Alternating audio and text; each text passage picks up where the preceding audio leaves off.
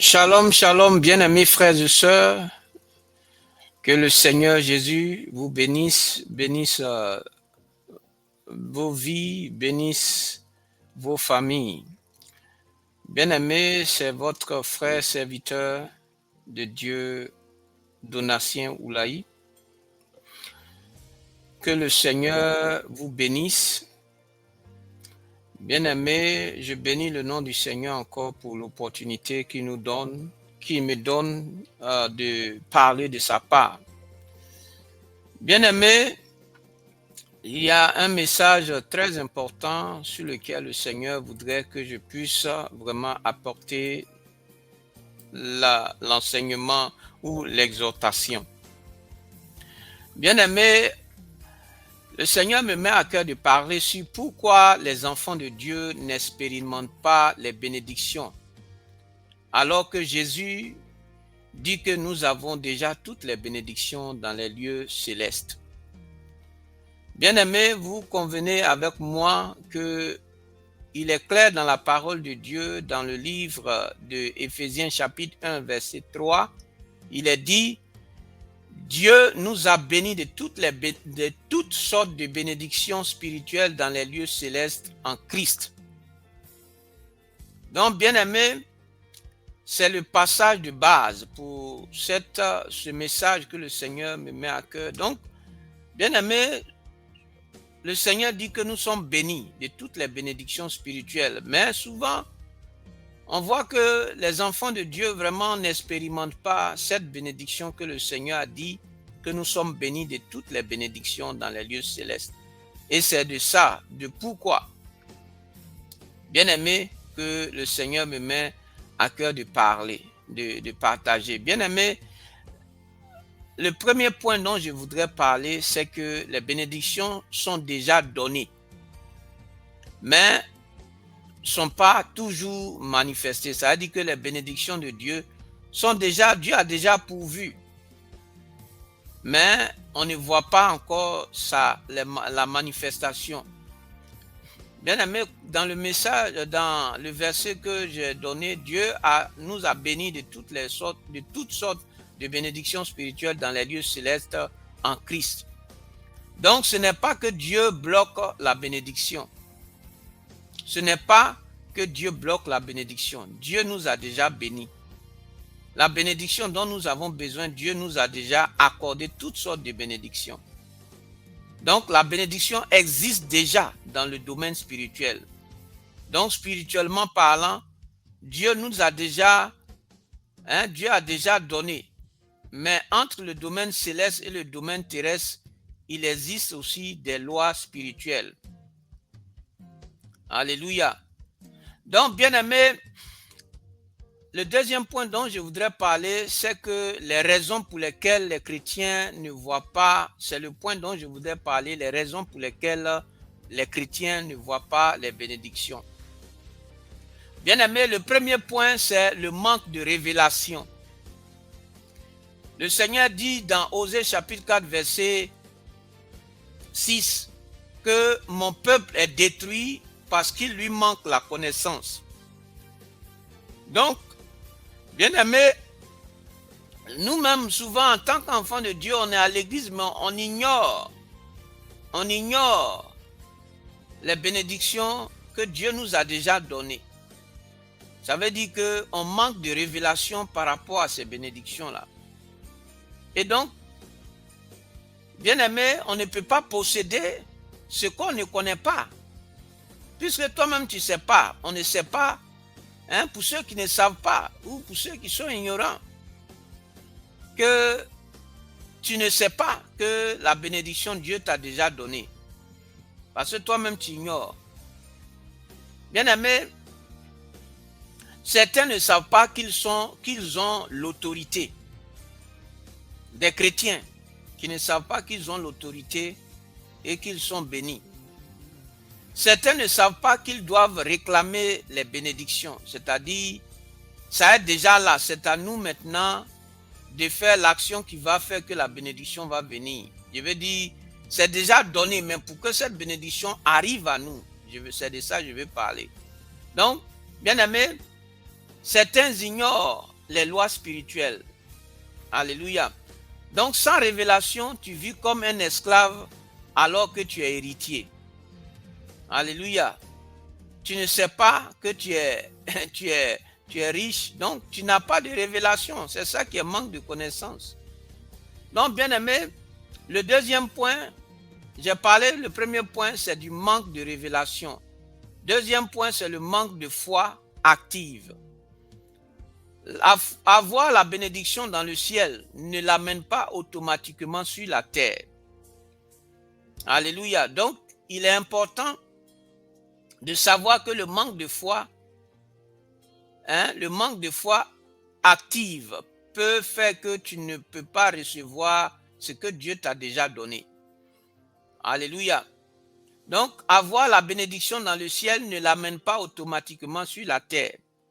Dans Hébreux chapitre 11, verset 6, il est dit, sans la foi, il est impossible de plaire à Dieu. Donc, la bénédiction doit être crue, réclamée, parlée et activée.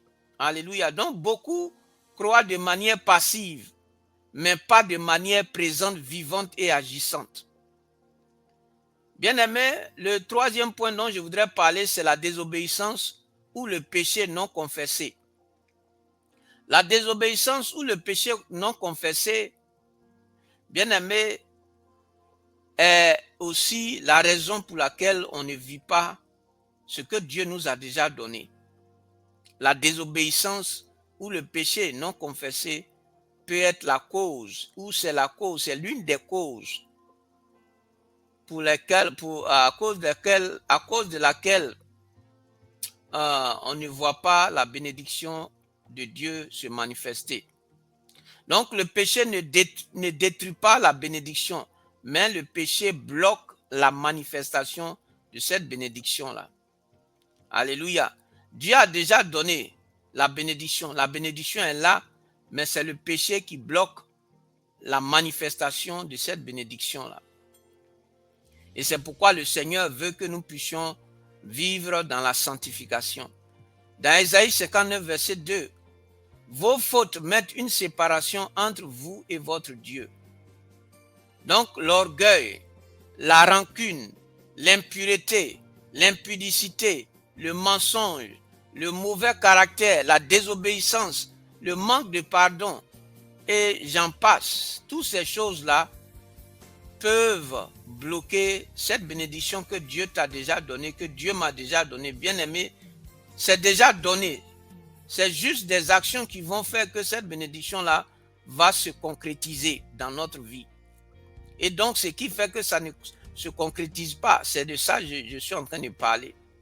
Donc, le péché éteint la faveur et ralentit les percées. Alléluia. Le péché éteint la faveur et ralentit les percées. Donc, le péché ne vient pas pour détruire la bénédiction, parce que Dieu, ce que Dieu a déjà donné là, c'est déjà fait. Personne ne peut détruire ce que Dieu a donné.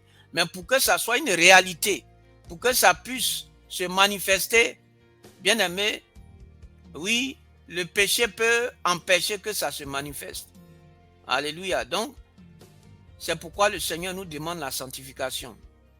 Le quatrième point, il y a les portes spirituelles ouvertes à l'ennemi. Donc, bien aimé, les portes spirituelles ouvertes à l'ennemi, quand un chrétien ouvre une porte, quand on parle de ouvrir une porte, c'est-à-dire le péché ouvre des portes. Alléluia. Donc, quand un chrétien ouvre une porte, l'ennemi peut bloquer. L'ennemi ne détruit pas, il ne peut pas détruire, mais il peut bloquer, retarder et détourner ce qui est à toi ou à moi à cause des portes qui se sont ouvertes. Donc, il ne peut pas détruire, il peut seulement ça est là, mais il vient bloquer, retarder et détourner ça pour envoyer ça à quelque part d'autre. Alléluia. C'est pourquoi il faut réclamer cela après avoir fait la repentance et tout ça. Alléluia. Donc, bien aimé, comme exemple, il y a aussi les portes dont j'ai parlé. Les portes là, c'est les alliances familiales. Tu vois, on voit par exemple dans nos familles, il y a des alliances qui ont été tissées, des alliances sataniques qui ont été tissées. Et donc ces alliances-là sont des portes ouvertes. Alléluia. Et c'est pourquoi nous devons prier et réclamer le sang de Jésus pour fermer toutes ces portes-là et nous-mêmes vivre dans la sanctification. Il y a la malédiction non brisée. Les malédictions non brisées, c'est aussi des portes. Les déclarations négatives, il y a des gens qui sortent des paroles négatives. Lui là, il ne va rien devenir. Celle-là, elle ne va rien devenir. Ou bien, moi, je ne vais rien faire dans la vie. Tout ça, c'est des paroles négatives. Alléluia. Donc, il y a aussi la jalousie, l'occultisme. Tout ça, c'est des portes. Il y a les liens d'âme toxiques pour ceux, par exemple, qui ont tourné avec des hommes, avec des femmes. Bien aimés, c'est des portes qui ont été ouvertes par la vie de péché. On a ouvert des portes. Et donc, c'est ces portes-là que l'ennemi, par lesquelles l'ennemi entre pour pouvoir bloquer la bénédiction que Dieu a déjà donnée. Donc, même si tu es béni, le diable peut garder tes bénédictions captives tant que la porte est ouverte. Donc, tant que les portes dont j'ai parlé sont ouvertes, le diable peut garder ou bloquer les bénédictions, mais avoir ça en possession et aller distribuer ça, donner ça quelque part d'autre. Il y a aussi les attaques et les résistances démoniaques. Bien aimé, c'est pourquoi il faut prier. La bénédiction peut être là. Mais si tu n'as pas de vie de prière, parce que l'ennemi peut s'attaquer. On peut voir cela dans Daniel chapitre 12, verset 13. On voit que Daniel avait demandé et Dieu lui avait accordé. On peut lire cela dans Daniel chapitre 12, verset 13. L'ange dit, dès le premier jour, Dieu t'a exaucé. Mais le prince de Perse m'a résisté 21 jours. Donc, bien aimé, c'est ça. Donc, Dieu avait déjà donné à Daniel, mais un esprit territorial bloquait la bénédiction. Donc, quand Dieu t'envoie ta bénédiction, là, quand ça descend là, le diable peut venir bloquer. Alléluia. Il peut venir s'opposer à ce que ça arrive à toi. Et donc, c'est toi aussi qui, par ta vie de prière, ta vie de sanctification, bien aimé, qui va faire que le diable, Dieu va envoyer son armée céleste pour protéger ta bénédiction, pour qu'elle arrive à toi. Pour ne pas que le diable, ou même arracher ça au diable, pendant qu'il vient s'attaquer à ta bénédiction. Donc, beaucoup de chrétiens ne reçoivent pas, faute de combat spirituel. Donc, bien aimé, en tant que chrétiens, nous devons mener des combats spirituels. C'est pas juste, il y a des chrétiens qui dorment, qui mangent, qui ne prient même pas. Bien aimé, tu dois mener le combat spirituel parce que le diable ne veut pas que ta bénédiction arrive à toi. Et donc, même si tu vis dans la sanctification, le diable va toujours s'opposer. Alléluia. Donc, c'est à toi qui, par ta vie aussi de prière, c'est vrai, tu peux te sanctifier, mais il faut aussi prier, faire des combats spirituels. Parce que le monde dans lequel nous sommes, c'est un monde où, bien aimé, les choses ne sont pas comme ça. Le diable et ses démons sont toujours là en train de s'opposer à ce que les enfants de Dieu soient bénis et que nos vies soient prospères. Donc, il faut mener le combat spirituel. Mais pour mener ce combat-là, toi-même qui dois mener ce combat, tu dois vivre dans une vie de sanctification, une vie de pureté pour mener le combat spirituel. Donc, bien aimé, le 6e point, c'est ignorer les lois spirituelles du royaume. Bien aimé, qu'est-ce qui est loi spirituelle du royaume? Le royaume, c'est-à-dire l'œuvre de Dieu, le royaume de Dieu fonctionne par s'aimer. Alléluia. S'aimer et récolter.